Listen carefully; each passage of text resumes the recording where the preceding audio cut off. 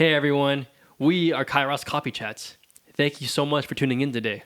Today's episode will be an interview where we ask our guests about their experience with faith and how it's impacted them. We believe that everyone's story is powerful and needs to be heard, no matter their background. We're looking forward to knowing more about our guests and hearing what they have to say, and we hope you're excited to hear from them as well. So buckle up and let's listen in.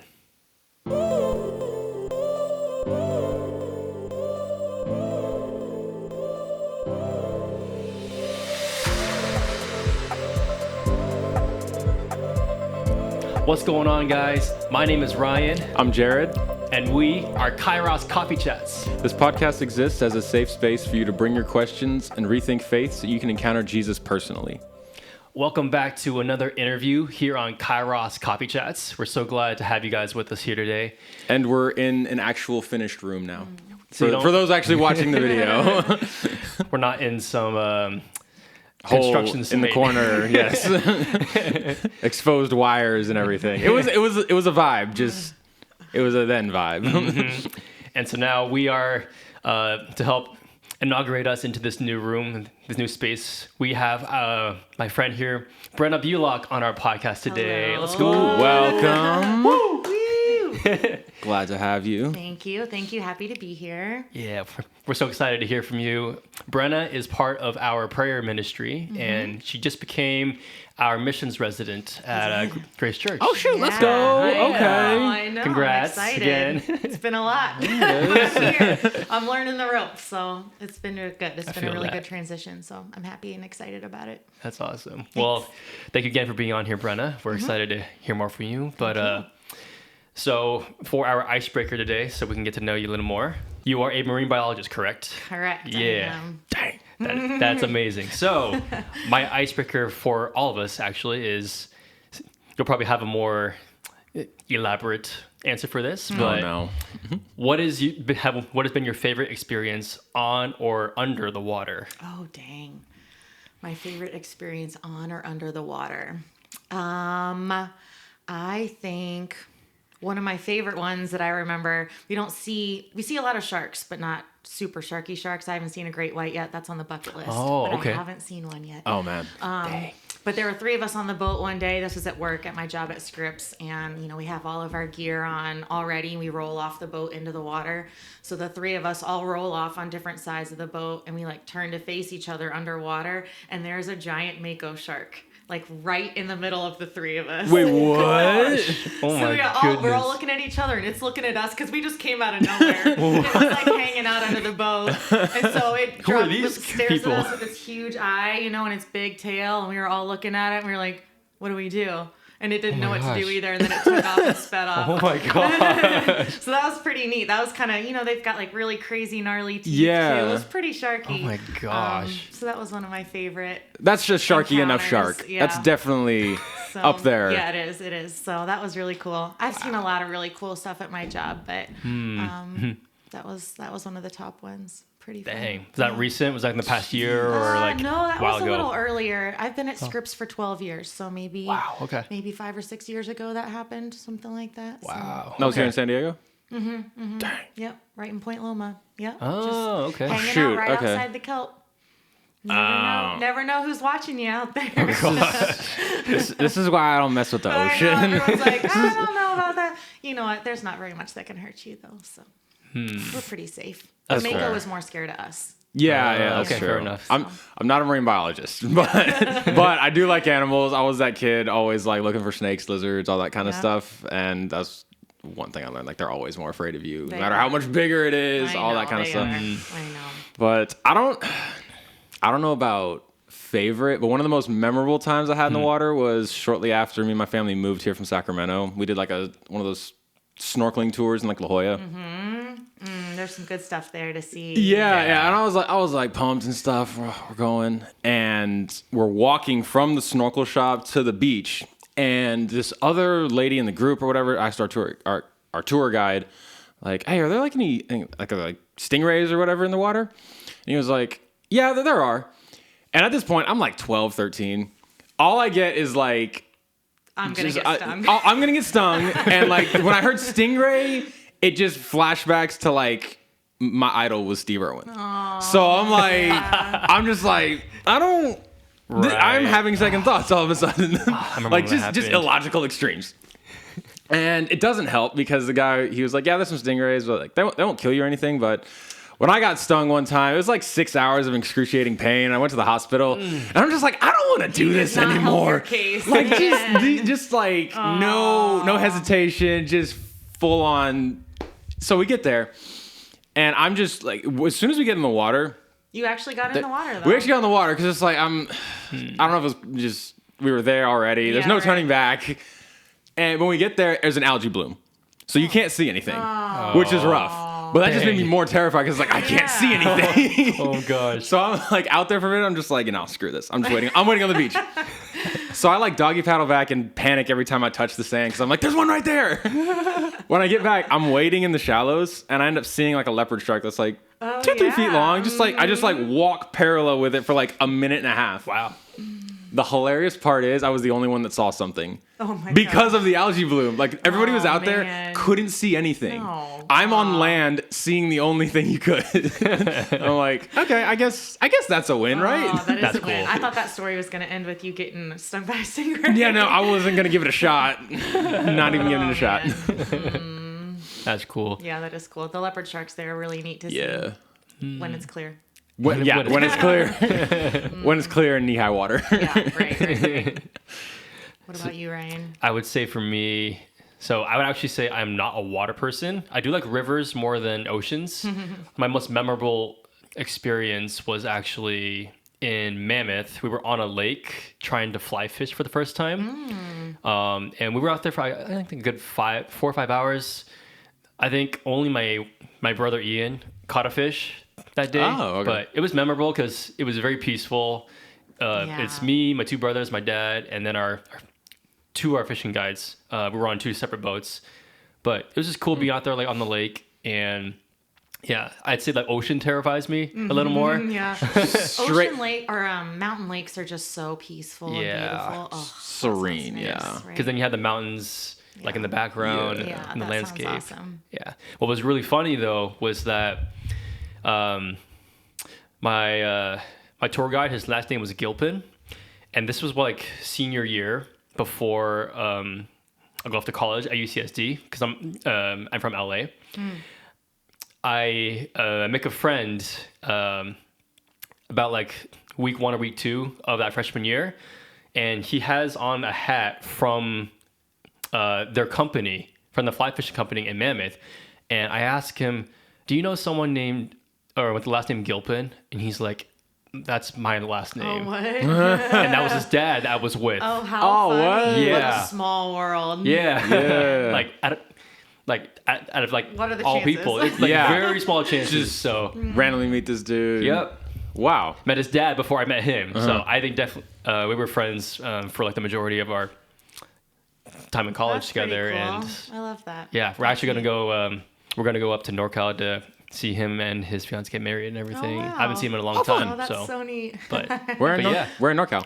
he actually like lives in Seattle, but he's coming to NorCal. I think it's in Winters, California. I think is where it is, where it's being held. Oh, sure. Okay. Will this be your first reuniting with your tour In a while. guide, fishing The guide? tour guide. Yeah. I've been working on my form. Have you seen him since I haven't you went seen- fishing? That's funny. I have not seen him. His name was Jerry. Now I remember his name. His dad's name was Jerry. The son's name is Justin, who we're gonna go see get married. That's so, funny. Oh, okay. but yeah, That's fun. well, thank you for sharing your marine biologist stories. I'm sure you have so many more. So many. I can. So I'll pick your brain at some other time. That's fair. for those. Fair. But yeah, we would love to hear more about just your story. So let's start from the beginning, if you're down for that. Yeah, let's start from the beginning. It's a good place to start, usually. The beginning.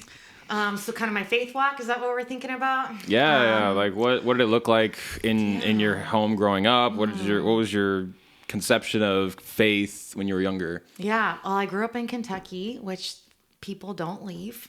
I think there's actually 2 other women from Kentucky here, and I think we're the only people in San Diego from Kentucky. The only 3. You made it out. All in the same house church, which is really neat. That's crazy. But I grew up there, out in the country a little bit. in northern Kentucky. It was a beautiful place to grow up. Went to school, normal stuff, subdivision, lots of horse farms and things like that. Very wholesome. Everyone was loving. Everyone is so nice in Kentucky. And I went to church. My parents were Christians. So actually, my dad is Catholic and my mom is Presbyterian, or was back then when we were growing up. So every other week we would go to the other church. So one Sunday I would go to Catholic church, and then the next Sunday we'd go to Presbyterian, and back and forth. You got like a sample platter I know, I got of denominations. A little both. everything. And I actually went all the way through confirmation in the Catholic church when I was 12 or 13 or whatever. Did the whole thing, and then my dad decided that maybe Catholicism isn't the way he wants his faith to go. So I have one younger brother. So before he went through all the confirmation stuff, my dad decided that we were just going to leave the Catholic Church and put all of our energy into the Presbyterian church that we were a part of, which was great. It was a great place to be introduced to Christianity, and I was part of the youth group there, like very involved in the youth group. And we went to a place called Montreat in North Carolina every summer for, church camp. And it was great. I learned some stuff. I think it was more of like a social place for me, though. It wasn't prosperity gospel by any means, but there was no talk of the enemy. There was no talk of people being hurtful. Like everything was like, Jesus loves you. Love is all around. It's yours to take, and go out and live a happy life kind of thing. And so I... Not outright wrong, but incomplete truth. Yeah, just incomplete. Like I don't know. It didn't ever mean anything to me because it wasn't very deep, So I grew up without a relationship with the Lord, I think. I did all this stuff, and I read the Bible, and I had friends in church and did all this stuff. But so great place to grow up, great way to grow up. And then I turned 18 and went to college, and I was like, well, see you later, Lord. See you later. Oh, man. Okay. Interesting. I did want to ask there. So we had Chris on here for an interview, and he grew up in Texas, and he told us about like the whole like culture of Christianity in the South is like more so a facade of like, as long as you're doing the things and having the optics on the outside, what's really going on isn't ever shown or doesn't really matter as much. I know.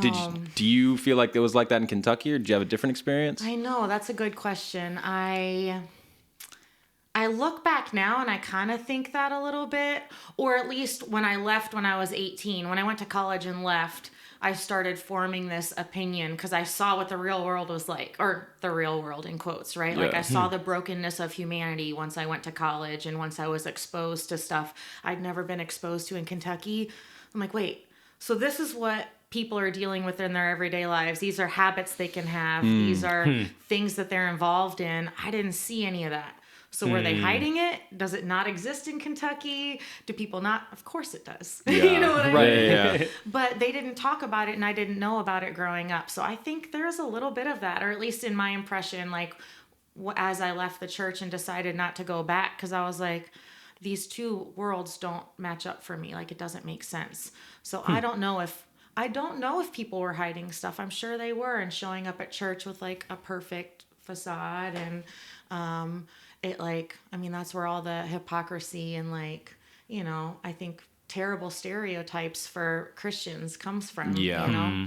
So, there was a little bit of that. That was the biggest surprise for me here when I came to Grace, and I saw Scott was my first sermon, and Me too, he actually. got up on stage and he had tattoos all over him. Immediately you're just like, wait, I know. who let him in here? And then he was like, I thought I was going to grow up in jail, and my dad was arrested. And I was like, people talk about this stuff? Like, I just never heard anything like that growing up. So it was like a mind-blowing moment for me. And it's made me reflect back on that stuff growing up, where I'm like, no one was real about their brokenness, which is really unfortunate, especially like an 18-year-old going off to college. Man, I needed to hear about people's brokenness. Yeah. Because then I had to go, not that we don't need to learn our own lessons, because we do. We got to go through our mistakes, but I probably could have been saved from a few decisions. Lord knows we don't need to add to them. Right? We're going to be plenty coming our way. People talked about it, they would have been like, Brenna, maybe this was not good for me. Maybe you shouldn't do that. But I had no one tell me that stuff. So I went to college and was like, what is this world? This is cool. This is different. Free range. Yeah. We love things that are new and novel, and when almost every aspect of life is, you go and try every aspect of life. And it feels like freedom after a life of like perfectionism and rules and those facades, you know, like everything is like calm and good and everyone is, you know, got everything under control. Gosh. And so then you go into the real world where there's alcohol and sex and food and cars and things and all the worldly stuff, and you're like, what were those Christians doing? Yeah. Like, that's boring. That's fun. Boring. You know, like This is living life. This feels like freedom, Right. right? Mm-hmm. Freedom. So your flesh thinks at the time. So, Yes. yeah. Absolutely. So going to college and being exposed to what I thought was freedom, I just didn't want to go back to the rules and the stodginess and all this stuff, you know. So. I feel like I wouldn't blame you either. That like all that stuff is tempting. Right. Like it's like almost in our nature to kind of like want that kind of stuff. It's like Totally. it feels Not almost, good. it is. Yeah, right. It That's is. half of Fair us. enough. Yeah. Right? You're The right. Bible is like, you will be attracted to these things. Right. Right? It's so interesting. I know, it is so interesting. So, yeah, I don't know. I did not believe. I believed, and I still talked to the Lord, I think, like at night maybe when I was in bed, but it wasn't, I don't know. I'm trying to remember back to like what I would say to him. I did not believe. I was never an atheist. I just, he was not even a remote factor in my life. I see. For a long time. So. And what college? Sorry, go ahead. No, you first. I've been asking like 3 questions, so. Go for it. Yeah. When you're talking about this, I guess, dichotomy that you experienced growing up and in college, there's this, I don't know if the right word is phenomenon, but there's this form of Christian thought called moralistic therapeutic deism. Have you heard of it by chance? No. It's the idea, I think it's very prevalent in Western American Christianity, that is, God is like, you know, he's moralistic. He's always looking down on us, watching like, oh, you sinned, I'm going to punish you. And so he's up there, legalistic, judging you, and just kind of like crossing his arms, like, what the heck are you doing down there? Yeah. The judge aspect of him is just heightened, turned up to 11. Yeah. Okay. And then there's the therapeutic aspect, like, oh, when things are happening, I got to go pray now. Thoughts and prayers Yeah, kind of vibe. And so that's been like that term I think is used by theologians to describe, like, I think the general, I guess, like atmosphere of America right now. yeah, kind of American thing. Christianity specifically. Yeah. Do you No, think- that makes sense. Yeah. Do you think you experienced a little bit of that in your growing up in high school? Probably, yes. I that makes sense. I think too. I could be so wrong because I was a teenager and I don't know the internal world of the Christians that I came in contact with at that time and the people in the church. But I feel like because it wasn't talked about very much, that they probably didn't have a very deep, intimate relationship with the Lord. And I mean, the result of that is thinking of him as a judge instead of a loving father, right? So Yeah. I just didn't get the message that there was a loving father and that we should talk to him all the time and be with him and listen to him. It was more of what you're describing. So, yeah, I think that nails it on the head for sure. So 18 hit, you go off to college, and you're just inundated with all the things of the world. Yeah. Was there ever a point where you kind of hit where it's like, like why was this deemed bad? Why wouldn't the people I grew up with not be doing this as well? It's awesome apparently. Why is that difference there? Is there any like, I guess it's kind of a roundabout way of saying like, when did the conscience start hitting? Not until I was 37. Oh, okay. Oh man. Yeah, no, truly. Okay. I mean, I just didn't know. I I never had that relationship with the Lord. And then I went to college and started drinking and doing all the things that college students do. And because I didn't have a purpose, right? Like my purpose wasn't in the Lord. So I found my purpose in proving myself to other humans. I think that's what most people do, right? If you're not getting validation from a loving father, you're trying to find validation from the world. And so I was like an utter perfectionist, like trying to get the best grades. I played volleyball in college. I was trying to be the best athlete, trying to be the best at everything, cared about my looks, cared all the stuff.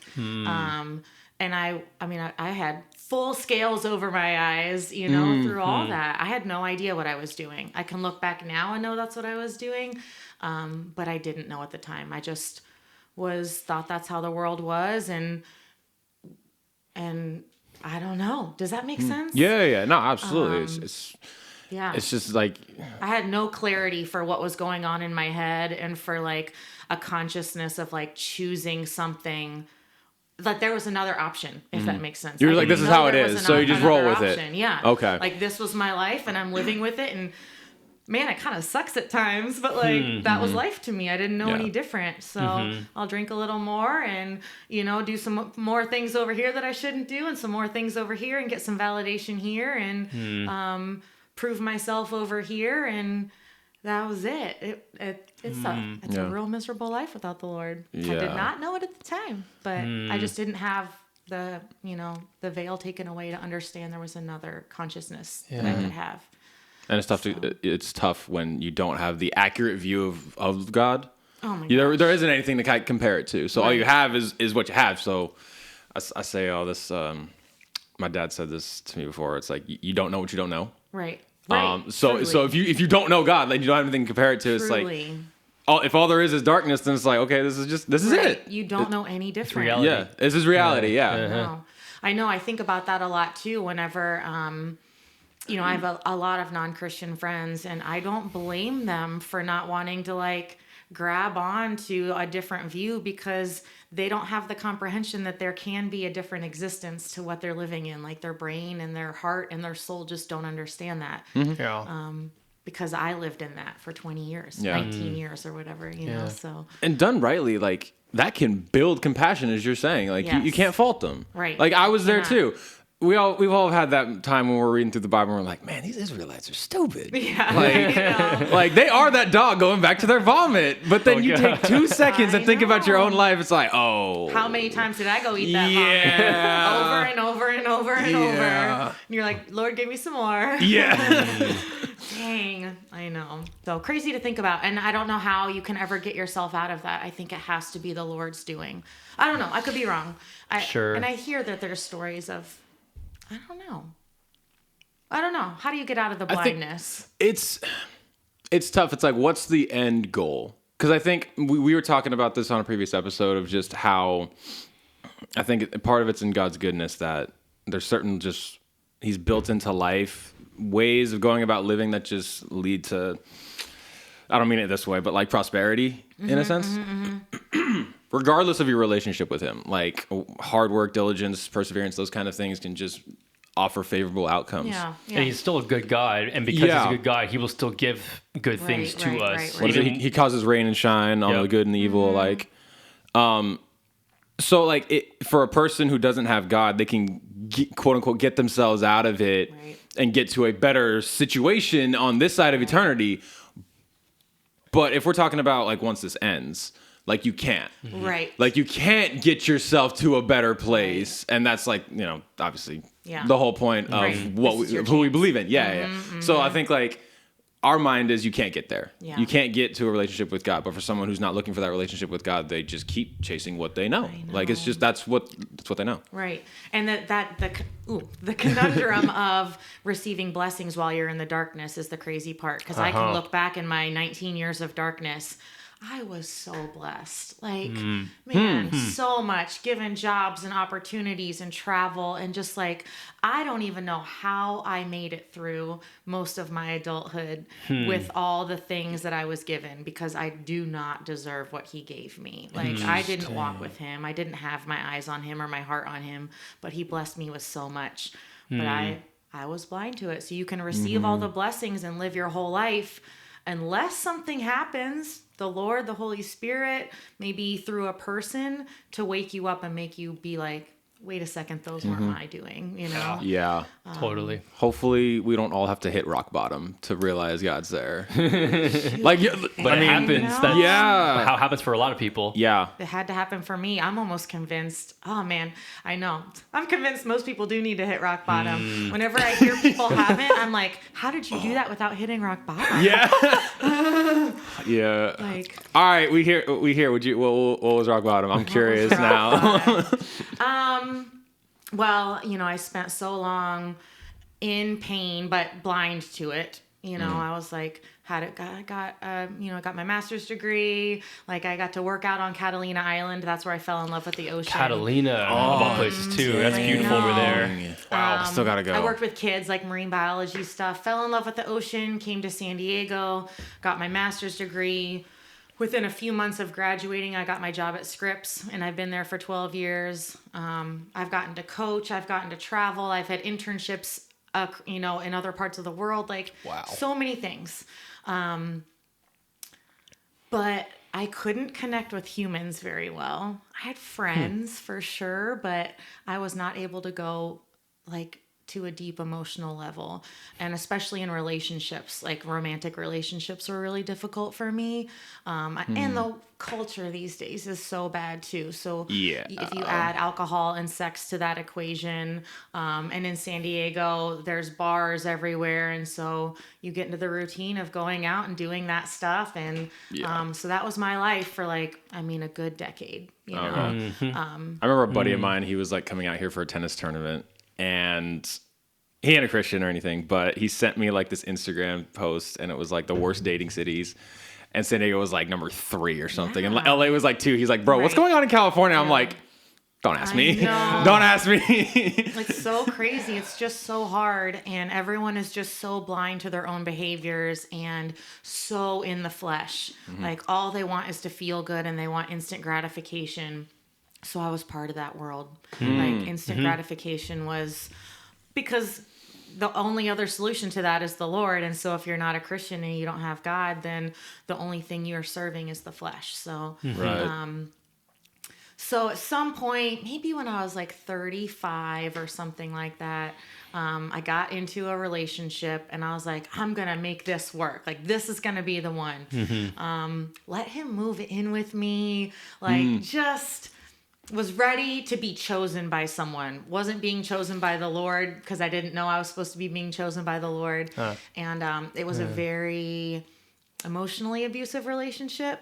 It did not go well. Lots of negative things. And I claim my part to all that, like I accepted a lot of things. I gave back a lot of things, but, we were together a little over 2 years maybe. And I went home for Christmas in December of 2020. So we were together the whole first year of COVID. Right. Got it.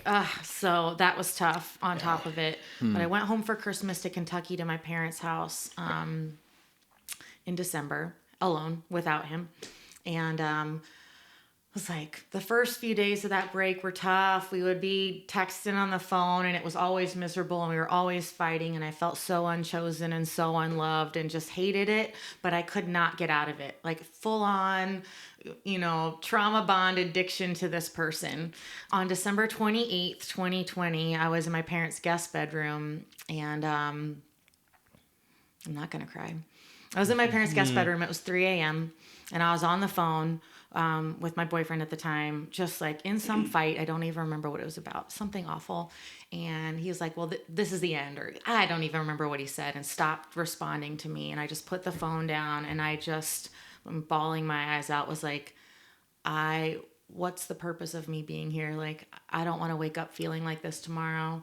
Like I don't understand what our existence is if this is how awful life feels. Like, I just would rather my life end right now rather than wake up and continue whatever hell I'm living in.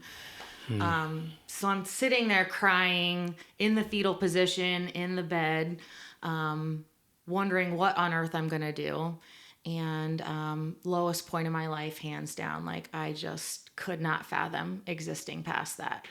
And all of a sudden, I was like, I could see myself in the bed. I was wide awake.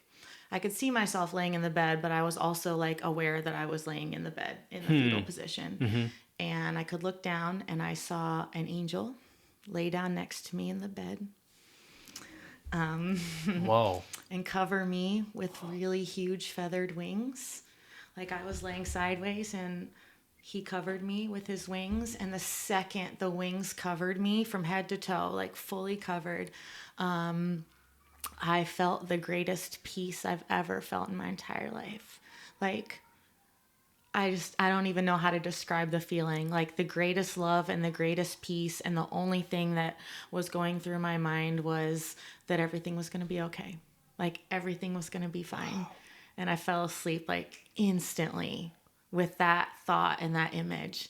I woke up the next morning and I didn't think a lot about it. I don't know why.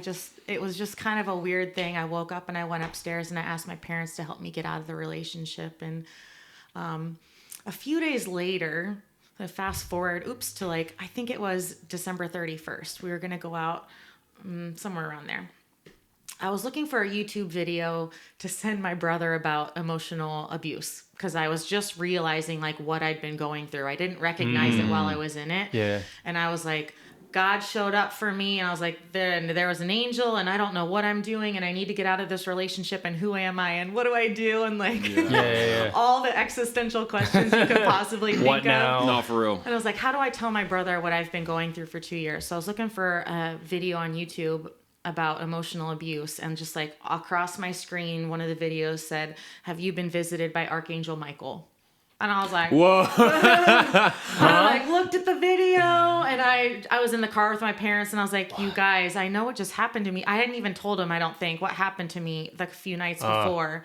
And God was like, no, that was a real thing. Like that actually happened to you. And my whole life changed. Like my whole life changed.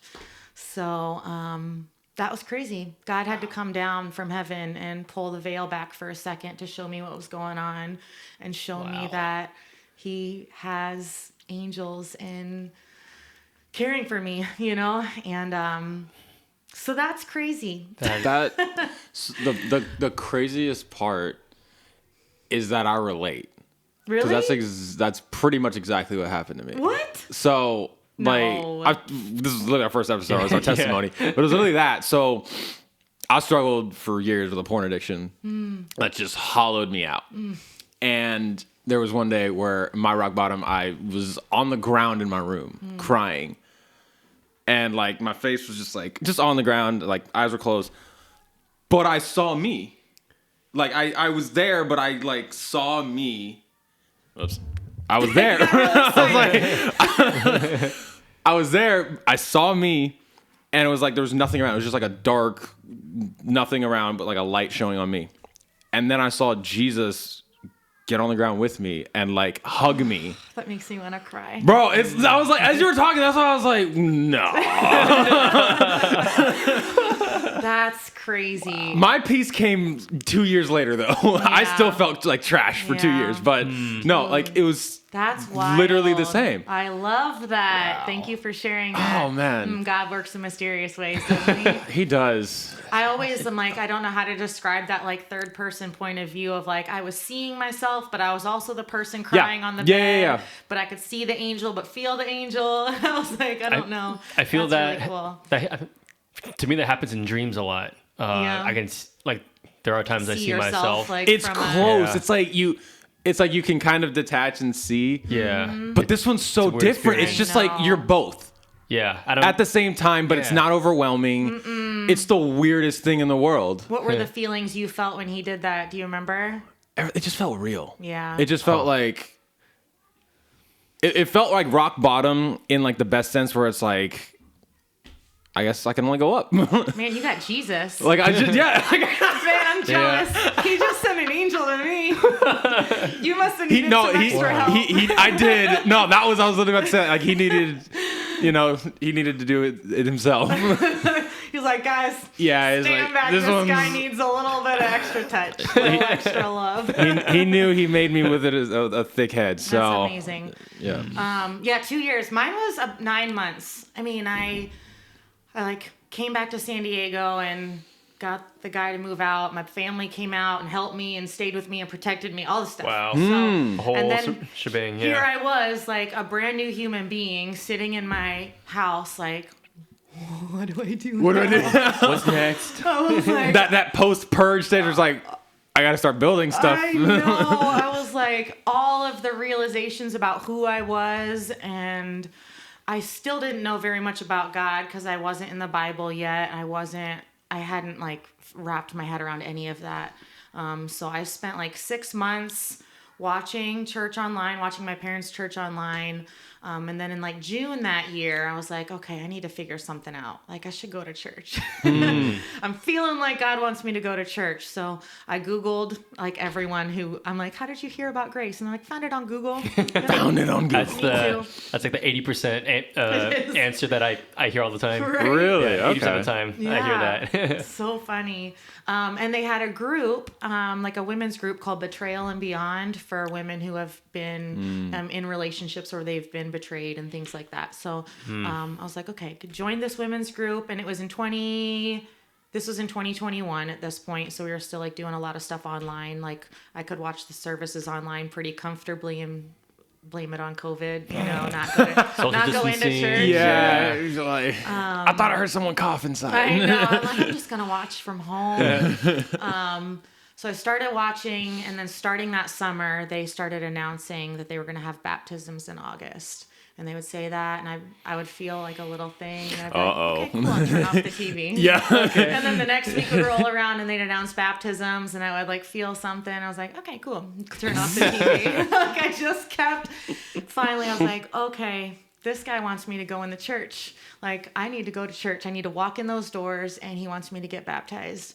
And I was going to go before baptism. I signed up for my baptism, and I was going to go each week before the baptism, and I could never bring myself to do it. I didn't know anyone. I was going to show up completely alone to a church where I knew no one. Yeah. And it was just too hard for me to do. I still hadn't, like, found confidence in myself yet. Still working on my identity. So baptism Sunday rolled around, and I walked into Grace Church for the first time all by myself, got in the tub with no one there. My family wasn't there or anything. And Scott baptized me, actually. Wow. And old self died that day. And not that it's actually been a bigger struggle since that, as most Christians will tell you. It's harder once you decide to give your life to Christ, Put a target on your back pretty much. What's that? Put a target on your back pretty much for the devil. 100%, right? Yeah. And now you have an obligation to say no to the enemy and to the world and to the flesh. Oh! That's a phrase right there. Right? Like, we've promised God that we are going to say no to that stuff. And so I was like, oh, dang, this is hard. Yeah. Before you can write it off, it's kind of like, Write this it is off. who I am, right? Like, Yeah, and like, you were like wired to pursue those things too. It was that was natural. It was like 19, 20 years of pursuing those things. So Right. like rewiring those Even the little things. wasn't like overnight either. truly. Yeah. Yeah, even the little things where it's like you didn't know anybody at church, so it was hard to go. Right. Yeah. All your church life growing up, you said it was more of a social thing. So Yeah. you don't know going to a church Right. event without knowing somebody. So that's Right. like I know. years of undoing, as he's saying. So I know, and I felt so imperfect too. I felt so broken. Like I felt like I was going to come to Grace and people were going to like, especially, I don't know why this is the enemy for sure. The enemy told me that I wouldn't fit in with the women here. Oh. Because I was a little bit older too and unmarried, so I was coming in my 30s, single, unmarried, did things a lot of women who are married and had kids at 21 didn't do, you know what I mean? So I felt like I was going to be judged and looked down upon and like I would have nothing in common with them at all. And that was all the enemy telling me that stuff. Because now the past 4 years of being at Grace, as you get to know people and dig in and you open up to each other, everyone has the same struggles. All humans go through the same brokenness. Yeah. Even someone who's been married since they've been 23 still deals with all kinds of fleshly, worldly, enemy stuff, you know, but I didn't think that before I came to Grace. So I thought I was just going to be this like, who's this crazy chick showing up at Grace? Yeah. Like, I just thought I was going to be judged so badly. So that kept me away. So that was hard. But yeah, so it's been a crazy. journey since Wow. then. It's been a journey. It's just so funny because there's a handful of people here who saw me walk into this church basically not as a Christian, and now I'm on staff and leading the Guatemala trip in February and like a leader on the prayer team, and God is so good. Let's go. It's Let's so go. crazy. That's So, wow. Yeah. I don't know. So that's what I had to hit rock bottom to have the scales taken off my eyes. Yeah. And I'm so thankful for it. Like, Yeah. I wouldn't change a single part of that journey. Wow. I would walk through the darkness for 19 years again to have it be this way, as opposed to like, I don't know, like a lukewarm faith that isn't quite sure what's going on. Like, I am on fire and God rescued me, and no one's getting in the way of that. You know what I mean? That is Yeah. that's a So- powerful statement to make. Yeah. That's a powerful statement. Yeah. So Sheesh. he's good. Before you realize like it was like God covering you when you're like lying there on the bed. Was there like any point where you like explored other worldviews or like other religions at all to like help explain it, you know? Or did you know it was God? No, I knew. Yeah. 100%. I knew, like, no Wow. doubt in my mind. Wow. No doubt in my mind. I knew it was an angel. I knew it was God. Like, I knew.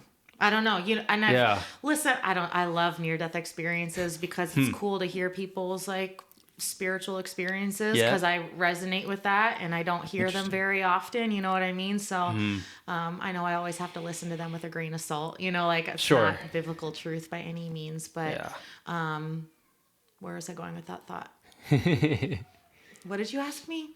Oh, other religions. Yeah. Yeah. Yeah, and so I just had no doubt in like the things I experienced and the things that I felt, and I've been confirmed by near-death experiences that like you just know. Like you don't even have to ask a question if it's the Lord and he wants you to know it's him. That's just a knowledge that you understand. So And that's something no one can take away from you either. yeah, no. I feel like yeah. you really do have to experience God to know God. Yeah. Like, and I think that's the difference is, you know, our catchphrase here, not a catchphrase, our purpose here at Grace Church is to be a safe space for people to experience Jesus. And I feel like you can come to church, you can read the Bible, you can do all these, like, you can watch YouTube videos, you can read everything online about Christianity up here, Right. but unless that flows down to here, Right. and you actually experience the love of God, you truly don't know the love of God at the same time. And I think that's the hardest thing for a lot of, I feel like, our friends who are exploring Christianity or even just kind of open to anything, is like the knowledge of God is the only kind of knowledge that will penetrate down Right. to your heart and actually will allow you to experience change.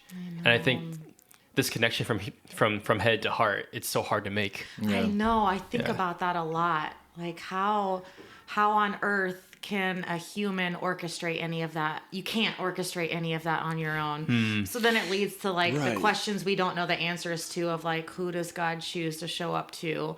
Whose eyes does he open? You know, like, All these things, and it's like, Yeah, that's a good question to ask. and we can't answer them. Like we don't can't have them. answer. Like I know. there's no. If anyone ever says I have the answers to what you're looking for, they're lying. Right. No one's got God in a box. No. Like you just can't. I know.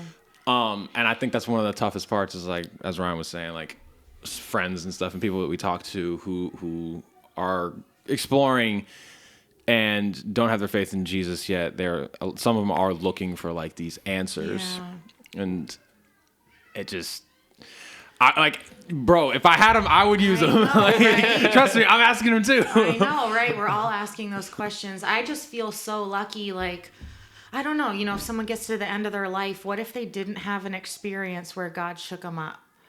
Or did he and they ignored it? Yeah. Like I can look in those 20 years that I was away from the church. I'm sure God was like, Brenna! There's something. Like, Yeah. knocking Who me says on we the caught it? head. Who says we caught it? Yeah. Right? So but he had to show me an angel. Like, that's the extreme he had to go to wake me up. But what if does he not try that hard with other people, or does he try that hard and people ignore it? Like, yeah, those questions we won't know the answers to, but I'm just thankful I'm coming to this what did I have that at 37? I talk to people who are like, yeah, I didn't come to my faith until 70, or I'm 78, and I'm just figuring out that I don't know how to love people very well. And I'm like, thank you, Lord, that even though it feels late in my own life and I would love to have had it in my 20s and 30s, like, at least I have the chance now, and I have the whole second half of my life to like live the way God wants me to live, which is a beautiful thing. Yeah. So That is a beautiful thing. I think it's a lie to even just think that it's a race. Like, we wish we had this experience as early as possible to live the rest of the life in this way. Yeah. But one, we aren't guaranteed another day. And right. there's that.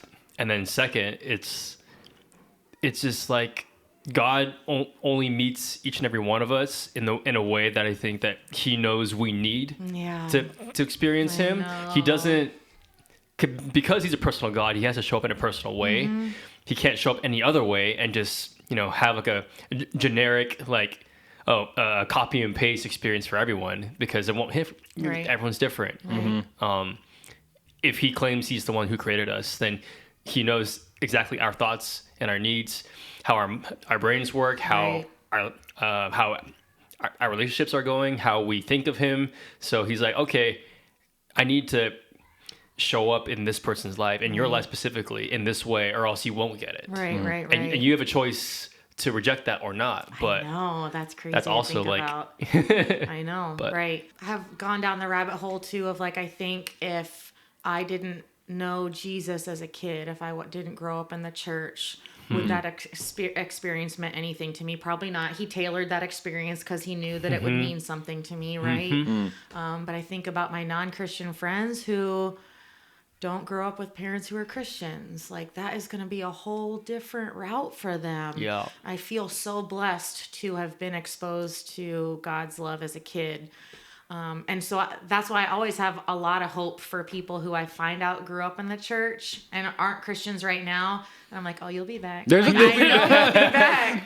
I know it. I just know, even if it goes until your deathbed, like, I know on your deathbed when mortality faces you, you're going to be like, shoot, that was... Like, your soul, your spirit is going to know that was what you should have been doing the whole time. So I think it's so important to educate the kids and to, like, introduce Christianity to children, because that just, like, puts something down It's in there, there, even yeah. if it's deep, You right? had a Like, seed it's planted in you there. still. It You plants can the try seed. and smother it like with the everything that you can get from the world, but it's just like Right. it doesn't die. Yeah, right. So, did you guys grow up in Christian households? Yeah. We both did. You both did? Yeah. Okay. It was a nice little U-turn. Yeah. It's like started in Christian, Right. oh, wait a minute. I know. Right. Yeah. I think we both had experiences where we were like, okay, we need to redefine, like, this needs to be like redefined for us. Yeah, for sure. Because what we're being told is not lining up with our experience. I know. So- I know. Similarly, yeah.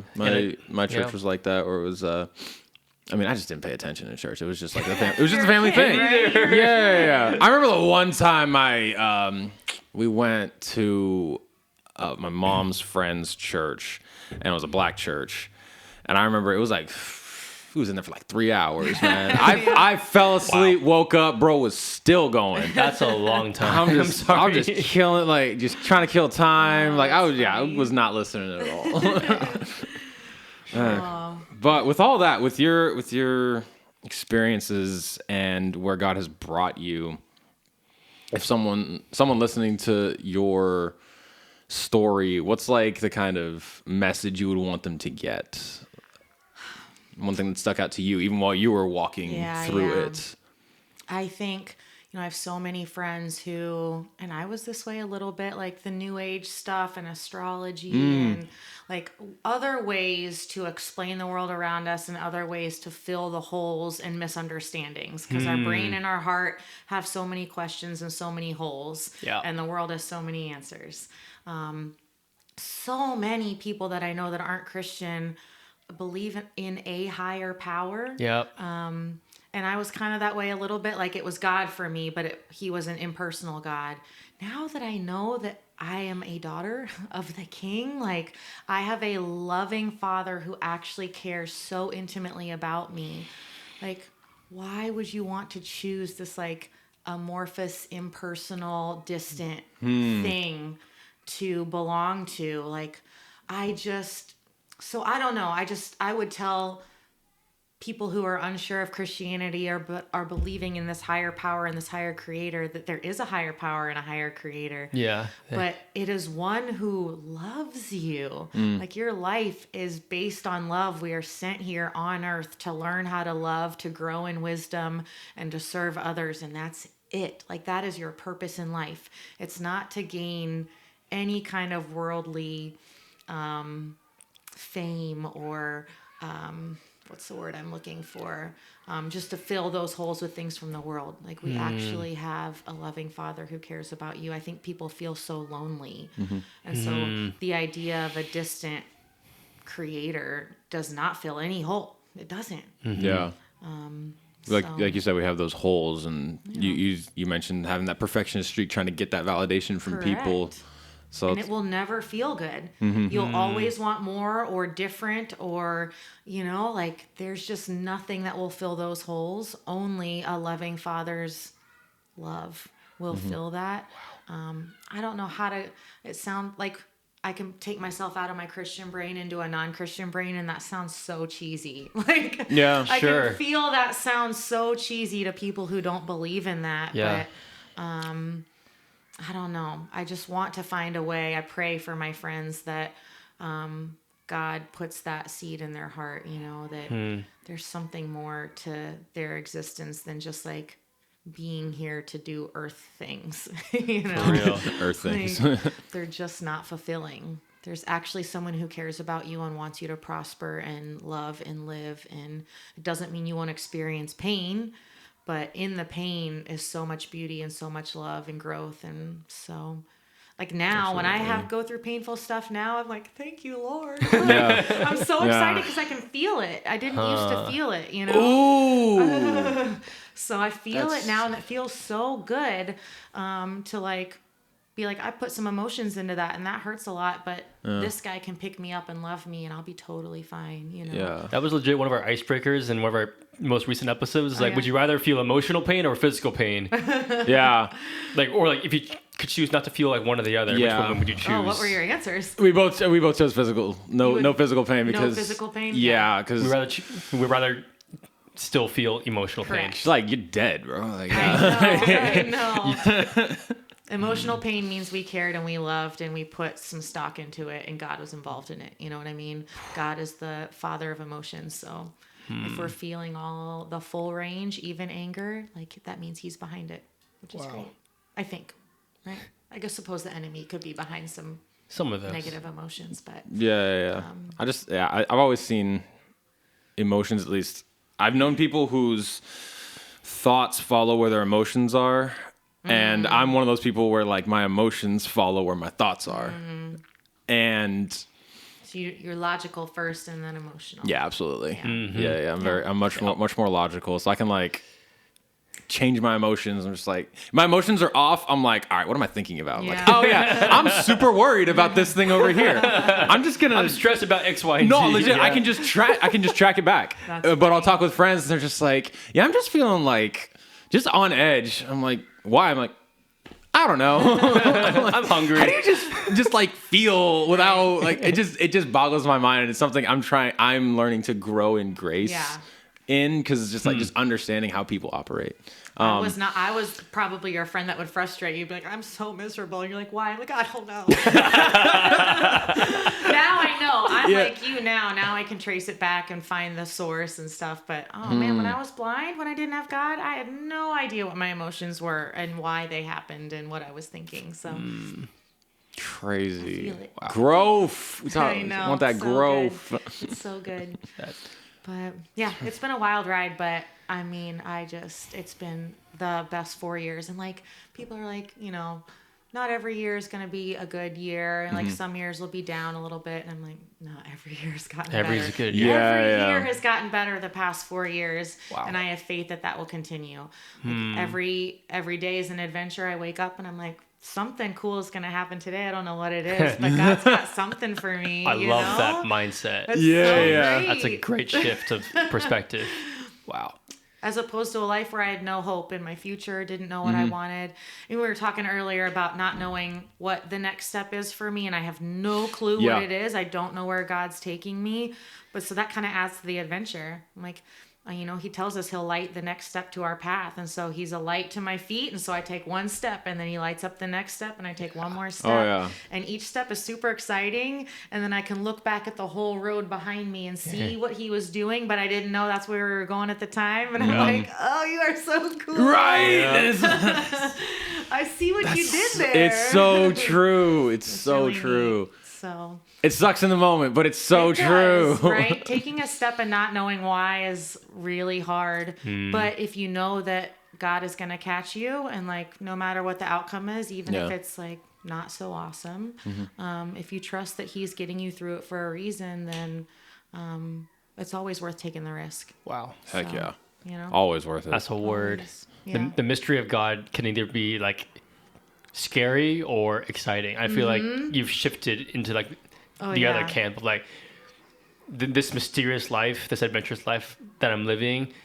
I'm all for it now. Oh yeah, 100%. No matter what happens to me, I'm all for what happens next. Right. Like even when the bad stuff happens, I had a crazy thing happen earlier this spring that I had to deal with some hard stuff. And I was in the shower one day just like cracking up. I was like, Lord, you are so ridiculous, but I'm laughing really hard because I didn't want to go through this and you're making me go through it. And I'm like, let's do it. Hilarious. Like, I don't know. It's just so funny. He's got such a sense of humor and like such a plan in his head for me. So whatever you want me to do, I'm here. Just keep bringing on the adventures. It's fun. So It's so funny beautiful. hearing your story. It's like, this is the first like real conversation I've sat down and had with you, Yeah. but I feel like I've been able to see this transition, and it's like, it's so good to see God work in people's lives. isn't There's nothing like it. It's the adventure of a lifetime. Truly, really it is. It truly is. And it's such a little vapor, right? We're just here for a short time. So when Yep. I see someone like grab on and go for a ride with God, I'm like, that's what we should all be doing. Like, just go for it. It's so cool.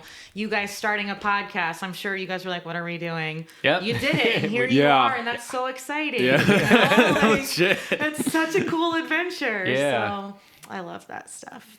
I love it. We love it too. We love just sitting down, talking with you, hearing your story, and we love it all. We really loved it. Thank Thanks you for so letting me much, share. Brenna. Yeah. Honestly, my takeaway from this conversation was I actually, like, as you were sharing your takeaway message, the theme of your life and your story, I felt in my heart like the closeness of God, just like for a second, and That's so it made me cool. emotional as you were sharing that. I'm like, dang, like. That's so cool. And I'm not doing this for clout. I'm actually, actually feeling some I things. felt the heaviness and just the warmth too. I think as you're sharing, and Yeah. that was powerful for me. So thank you No, thank for you. your time I know. and your story. Oh, no worries. I love sharing, and I don't get to share it very often, and it's been a journey for me to like be comfortable sharing. So, Ooh, okay. you know, I don't know, the fear of like people Yeah. not believing me or thinking it's, course. especially non-Christians thinking like, oh, this girl went off the deep end. So, you know what I mean? Sure did. I Yeah, did too. you did. I went off the deep end. So, If you're off the deep end, we're all off there with you. right, So right, we're all there. Is that a marine biologist joke? It is now. It is now. awesome. Well, thank you. Thank you, guys. Thank you, Brenna. It's nice. Alrighty. We are looking forward to our next episode. We hope you guys enjoyed that conversation with Brenna. And so we will see you guys on the next one. Later. Peace. Bye.